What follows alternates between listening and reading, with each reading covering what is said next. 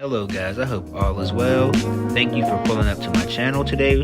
Today we'll be fixing an iPad 10. The first step is to heat the iPad. This gets the old adhesive off so we can open the digitizer and put the new one on. After successfully heating the iPad, you have to use a knife and a prying tool to get the old digitizer up and to clean up all of this old adhesive under it. So I'm doing this very carefully. As you see, I have to use a heat gun a few more times to make sure I get this up properly, and I'm being extra careful to make sure I don't rip any ports or anything important inside the iPad. You distanced yourself from the whole thing.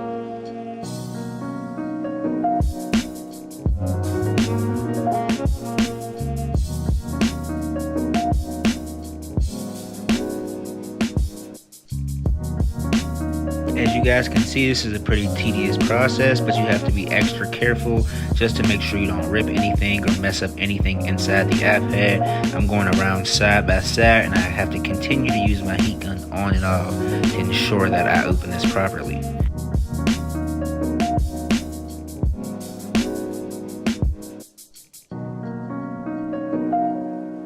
Okay, now that that's done, I'll be able to flip the iPad up just as such, and there are screws on each end. So as you can see, I'm cleaning up some of the adhesive, and after I clean up this adhesive, I will use my screwdriver to unscrew the LCD screen that you guys see inside.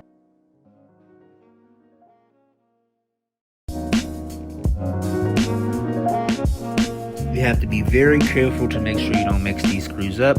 So my suggestion would be, if you do not have that much experience, line the screws up so you remember exactly which screws go to what. These are for the bottom, and they are different than the top screws that are screwed into the digitizer. So it doesn't matter if I'm there or not, right? You were just afraid they'd abandon you. So you abandoned them. You distanced yourself from the whole thing.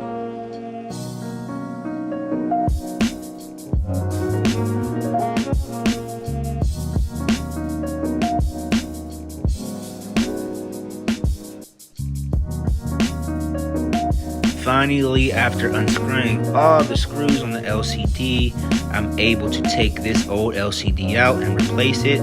Typically, you may not need to change the LCD, but this repair was pretty bad, so I had to change the LCD because it was damaged. Now we're getting to the fun part. So now I'm removing the shields so I can take the ports off that are connected to the LCD, and then we can put the new LCD on. And voila, magic, the old LCD is off. So now we have to make sure we put the new LCD on. And guys, this is a very important part. Make sure you guys disconnect the battery port, because you do not want to have that shorted out. It'll be very difficult to get a new battery for the iPad. We're also not finished with this old digitizer. You can also see me working on the digitizer in the middle. That will be me removing the camera sensor. So you have to be very careful removing that right there, because you need to take those off the old digitizer and put those on the new digitizer. So that's what you can see me doing right now, removing screws and battery shields. Okay guys, now we're getting closer to the last steps. So we have the old LCD off, and now this is one of the most important parts about fixing a device. You have to clean all the old adhesive off. So that's what I'm doing right here. Pretty tedious process, but you have to ensure that this is done correctly. If you don't do this, the new LCD as well as the digitizer may not fit in and may not stick correctly. So you have to make sure you clean this with isopropyl alcohol. You see me, I'm using 99%, 70% usually works well. You don't want to use too much. I'm using Q-tips. I will also have a link in the description for all parts and tools needed.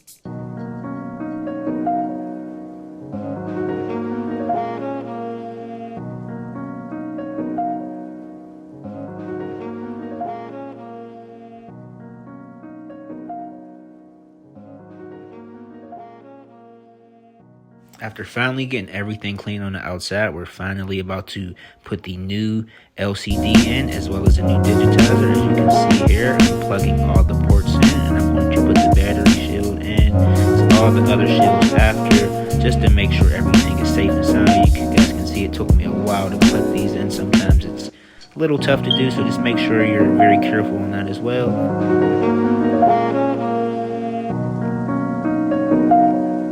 So it doesn't matter if I'm there or not, right? You were just afraid they'd So as you guys can see, we finally got the new LCD put in, so we're just tightening the screws and making sure everything is right.